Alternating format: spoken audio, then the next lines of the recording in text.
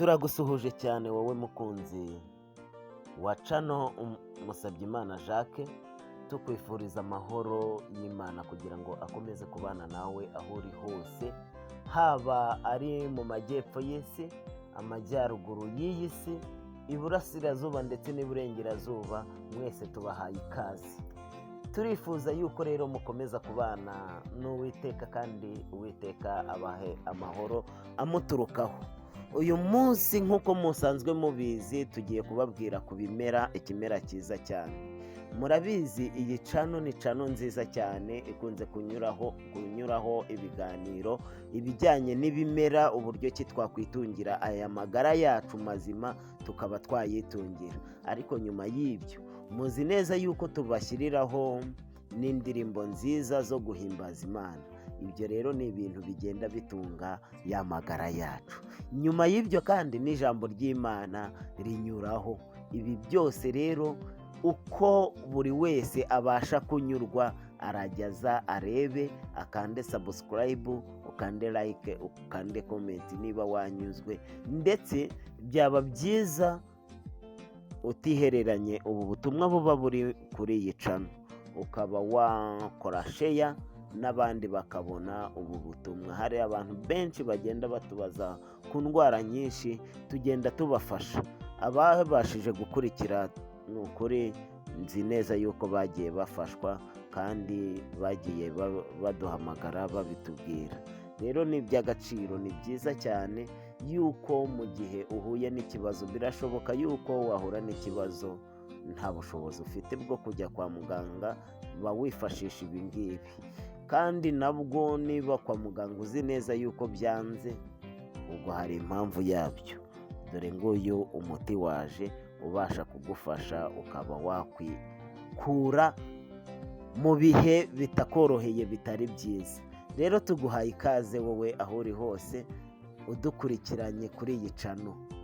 Wowe wakanze subscribe, respect kuri wowe, turaguha icyubahiro ni icyawe, icyubahiro ni icy'Imana, ariko nawe Uwiteka akumpera umugisha. Ni ukuri wowe rero utarakanze subscribe, bikore nonaha kugira ngo dukomeze tubane mu bindi biganiro byose. Ariko niba ukanze subscribe, ongera ukandeho ibi notification, nibwo ibiganiro uzajya ubibona mu buryo bworoshye kandi bwizewe. Uyu mwanya rero tugiye kuvuga ku kimera cyiza cyane cyitwa umugombe. Ese waba wari uzi akamaro k'umugombe? Ntabwo abantu benshi usibye kugira kuwutekereza gutya, ariko ntabwo bazi umumaro wabyo. Akamaro k'umugombe, umugombe ni icyatsi cyiza cyane, ni ikimera cyiza cyane Uwiteka yadushyiriyeho mu gihe tutabashije kuba tumeze neza, kibasha kuba cyadufasha. Rero ngiye kuvuga bike muri byo, kuko ntabwo wavuga ibyiza by'umugombe ngo uzabirangize. Ni byinshi cyane. Uyu mugombe, inama ya mbere naguha ni uko wowe wawutera mu rugo rwawe. Uyu mugombe ubasha guhangana n'icyitwa amarozi, imyuka mibi. Ibyo bintu byose ubasha guhangana nabyo, kuko iyi si turimo ni isi y'umwijima. Isi umwanzi ashaka kudutwara uko yiboneye, kandi nta wundi kubera yuko uwo mwanzi ni umwuka, arakoresha abantu. Aba bantu rero bakorana n'umubi ntabwo mbakunda. Ni nayo mpamvu niyemeje kuza kubabangamira, kutababera umuntu mwiza. Nzabera umwiza beza, ariko ku bagome ntabwo nzababera mwiza. Kuroga ni ibintu bibi, ni ikintu kitari cyiza cyane, ndakunda kandi ntishimira. Iyi rero ni bombe yica abarozi n'ibirozi byose. Iyi niyo bombe yica ibirozi n'abarozi, ibyo bintu bikagenda. Ndakubwiza ukuri yuko umaze kumenya ibanga ry'iki kimera mu kuvura no gutatanya abarozi n'ibirozi byabo, mbabwize ukuri, watahura neza wahita umenya neza yuko Imana ari umutabazi w'ukuri. Imana ni umutabazi w'ukuri, yatuzaniye ibimera byiza bibasha kudufasha mu gihe twamaze kwangirika. Kuko ndatekereza yuko wumvise ibi ngibi ndi kuvuga kuri uyu mugombe, akenshi hari igihe watekereza ngo uyu muntu arimo arabeshya, ariko icyakubera cyiza wawutera iwawe, kuko iyo uwuteye iwawe ugufasha ibintu byinshi. Uyu mugombe hari ukuntu umwuka wawo udakorana n'abarozi. Rero nakugira inama yo gutera uyu mugombe mu rugo iwawe. Iki giti n'abarozi ntabwo bikorana, cyangwa se n'amarozi ntabwo bijya bikorana. Iyo wagiteye mu rugo iwawe uba wubatse sisiteme y'ubwirinzi. Niyo mpamvu ngumya kubashishikariza kugitera iwawe. Uba wubatse sisiteme y'ubwirinzi bukomeye, nta murozi ugiterewe. Ibyo nabyo mwari mubizi, kuko impumuro yacyo uko ipika kimuhumurira nabi. Hari ukuntu badakorana n'iki giti cyitwa umugombe. Dore rero uburyo bwo kugikoresha, kuko twaza kuvuga byinshi ariko tutavuze uburyo bwo kugikoresha se naba mbahemukiye. Kandi ndabakunda pe, Imana ikandusha. Fata rero amababi matoya atoshye, ayo mababi bakiri matoya nyine atoshye y'umugombe, ushyiremo nko mu zindi mboga bisanzwe. Imboga zose uteka, izo arizo zose uteka, maze uteke bisanzwe, maze urye. Uyu ni umuti ukomeye, kandi ukaba n'ubwirinzi ku buzima bwawe, burinda yuko hari ibintu byaza kukwinjirira uko byiboneye. Ni ukuvuga ngo umaze kubikora gutya, nta marozi akwinjirira. Urumva ubigira akamenyero. Niba tuvuze ikintu wigikora umunsi umwe ngo wumve yuko cyakemutse, bigira akamenyero.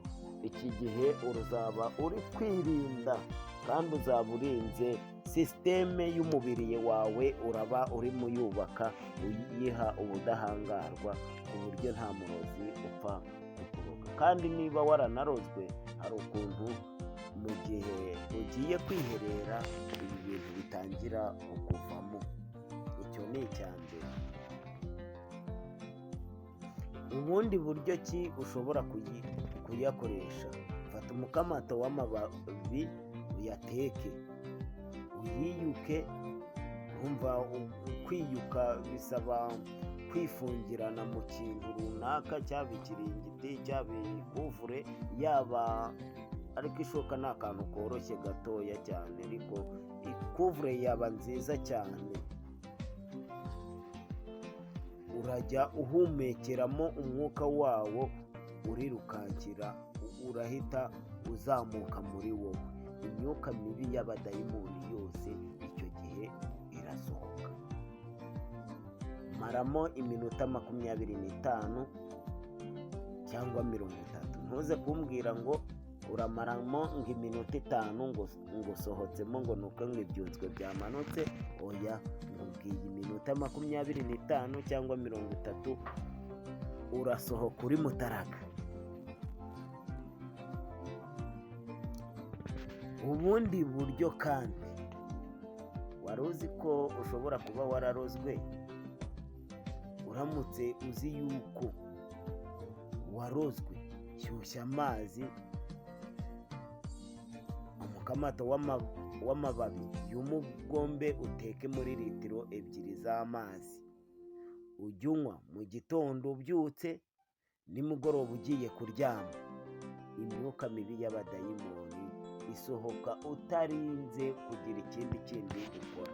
Nk'abantu njyewe nkunze kubaha imiti bitagombeye yuko muza kujya hahandi mu bapfumu ngo usange bari kubaha ibintu namwe mutazi uko babiteguye. Bamaze kubitongera, usanze ntabwo uzi ibintu bari kuguha wa muntu.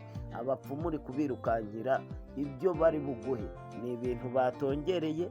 Ugiye kwivuza imyuka mibi bagiye kugushyira mu yindi. Icyo ukemuye ni iki? Ariko icyiza, koresha uyu muti Imana yawudushyiriye ahantu henshi dushobora kuwubona. Rero ubasha kuwukoresha utagiye mu bapfumu ngo baze kugushyiramo ibyo nawe utazi. Iyi miti tugenda tuyinyuraho. Niba utabasha kuwubona waduhamagara tubasha kuwukugezaho. Nimero yacu ni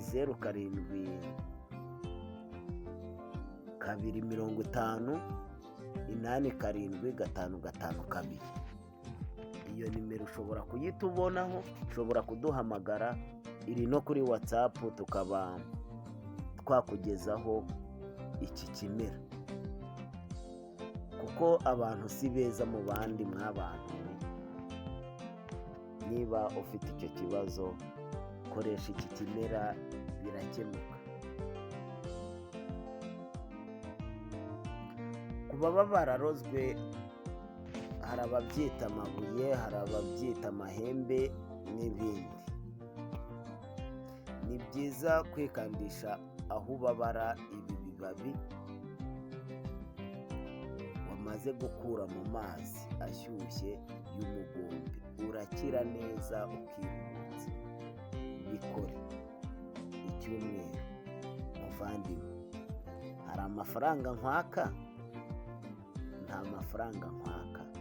Ariko niba ubabaye, koresha uyu muti, nawe uze utanga ubuhamya. Ndakubwiza ukuri yuko uzumva unezerewe, hari ukuntu mu mubiri wawe bigenze neza. Ubasha kujya ahantu wumva utiyizeye, ugatekereza yuko aha hantu uri bitari buze kukugendekera neza bitewe n'amateka ubaziho. Ariko ubu kano kanya nshobora kuguha umuti uturuka ku mugombe. Fata amababi 4 y'umugombe n'intete imwe ya tungurusumu, maze ugenda aho ujya hose, ibyo bari buze kugutega cyangwa se ibyo uri buze kurenga, nta kintu biri buze kugutwara. Antibari ikomeye cyane, bombe ikomeye mu mibiri yacu ni umugombe. Amagara rero wa muntu we araseseka, ariko kuyorwa biragoranye. Amagara nicyo gishoro cya mbere dufite umuntu yahawe. Dukwiye rero kuyitaho kandi tukayabungabunga, kuko iyo amagara aducitse nta kindi twagira. Wowe rero utaragera ugira ibi bibazo, koresha uyu muti ukubere ubwirinzi bukomeye. Twavuze uburyo ki uwukoreshamo, twavuze yuko ari ukuwuteka mu biryo cyane nko mu mboga ukajya urya, uraba ukoze ubwirinzi bukomeye. Ahasigaye kanda subscribe, ukande like, ukande comment, ukore share, abandi nabo babone. Ndababwiza ukuri, ntimuzajye muzana, ngenda bakunda cyane, ntimukajye muzana ubugome bwo kumva yuko ikintu wakihererana wenyine. Kigeze kuri mugenzi wawe nawe kibashe kumufasha. Icyo gihe uraba nawe ugize neza.